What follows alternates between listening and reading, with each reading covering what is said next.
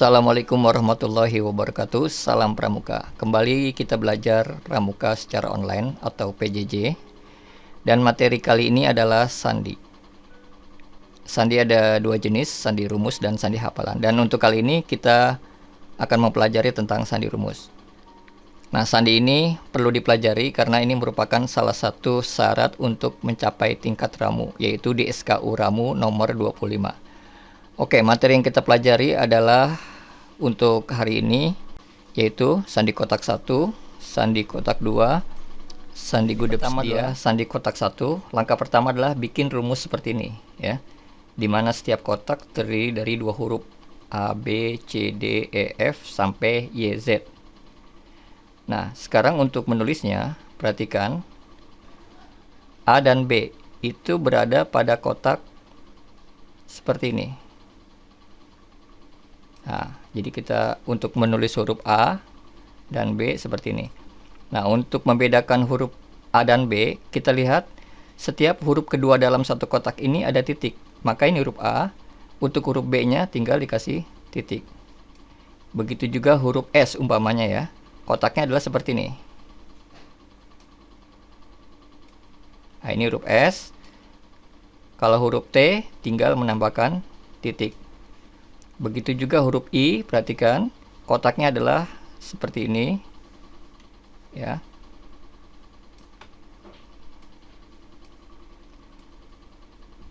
Ya. Kalau J tinggal menambahkan titik dan seterusnya. Kalau U, perhatikan kotaknya seperti ini. Ya. Oke, itu cara menulisnya. Nah, sekarang ada contoh soal. Berarti dia adalah huruf S. Kemudian bentuk seperti ini kotaknya adalah huruf A. Selanjutnya seperti ini, ya, berarti ini karena ada titiknya, maka huruf kedua yaitu huruf T, dan bentuk seperti ini adalah huruf U. Jadi jawabannya adalah 1. Ya, berikutnya sandi kotak 2. Sandi cara penulisannya sama dengan kotak 1, cuma rumusnya beda. Kita perhatikan kalau di kotak 1 setiap kotak berisi 2 huruf, sedangkan di kotak 2 berisi 3 huruf. Huruf pertama tidak diberi titik, kedua titik 1, dan huruf ketiga dikasih titik 2, ya. Ini kan ada 1, 2, 3, setiap kotak ada 3 huruf. Contoh ya, misalnya A. Kotaknya seperti ini, kita lihat. Ini A. Untuk B sama bentuk kotaknya karena posisinya sama, cuma bedanya dikasih titik. Ya, dikasih titik. Kemudian C juga sama, masih di kotak yang sama, cuma titiknya 2 ya. 1, 2. Jadi huruf ketiga di dalam kotak dikasih titik 2, huruf kedua dalam satu kotak ini dikasih titik 1, dan huruf yang pertama tidak dikasih titik. Contoh lain, huruf O. Huruf O, perhatikan kotaknya adalah seperti ini. Ya, kotaknya seperti ini. Nah, karena dia huruf ketiga, maka ini ada 2 titik ya. Ada 2 titik seperti itu. Ya, contoh lain misalnya huruf U. Perhatikan huruf U. Letak kotaknya seperti ini. Nah, berarti seperti ini. Kemudian karena dia huruf ketiga, maka titiknya 2. Kalau S tidak pakai titik, kalau T menggunakan titik. Oke, contoh soal, kita lihat bentuk kotak ini adalah ini. Nah, karena ada titiknya 2, maka di huruf ketiga yaitu huruf L, ya. Kemudian bentuk seperti ini A, perhatikan ya. Kemudian bentuk kotak ini adalah yang ini nih. Berarti huruf M karena dia huruf pertama tidak ada titik.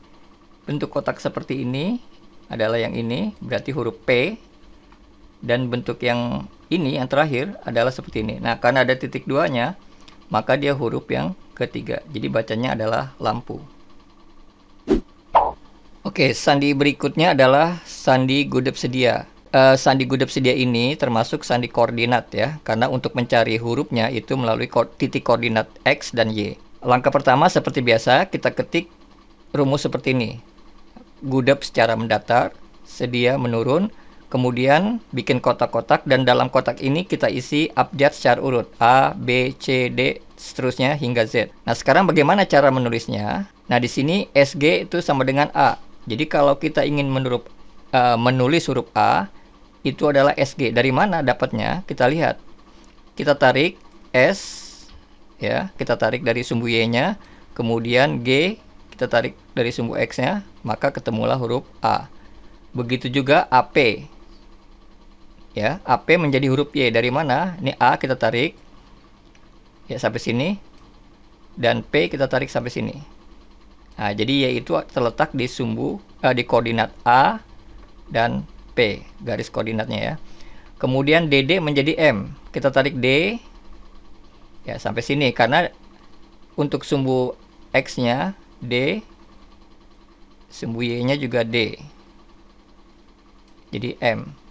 Kemudian AG menjadi U, ya A dan G. Nah, ini titik koordinatnya A dan G menjadi huruf U. Nah, bagaimana dengan Z? Kalau Z tetap ditulis huruf Z seperti biasa. Ya, sekarang kita lihat contoh soal. Di sini ada soal. Ingat, untuk membuat spasi kita gunakan simbol titik ya. Ini jadi simbol titik itu adalah untuk spasi antara huruf. Nah, sekarang kita mulai dengan IE. Kita lihat IE itu kita tarik I, kemudian E bertemu dengan huruf S, berarti IE itu S. Kemudian SG ya, S kita tarik, kemudian dari G juga kita tarik ke bawah, maka ketemu huruf A. Selanjutnya DU, D kita tarik ke kanan dan U kita tarik ke bawah, bertemu dengan huruf L. SG ya seperti tadi sama A, dan DD ya, D kita tarik dan D yang atas kita tarik, maka ketemu huruf M. Jadi jawabnya adalah salam.